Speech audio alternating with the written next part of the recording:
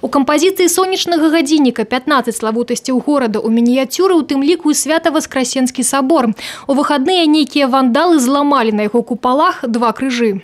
Очень жаль, что некоторые жители города Бреста не понимают важности такого объекта для нашего города. Это очень красиво, я такое вообще первый раз в жизни вижу, что было настолько искусно и настолько вот все это интересно сделано. Меня, конечно, радует, что у нас в городе такую красоту делает. Ну и в то же время огорчает, что находятся люди, которые это не ценят и которые вот, буквально сколько тут эти часы стоят.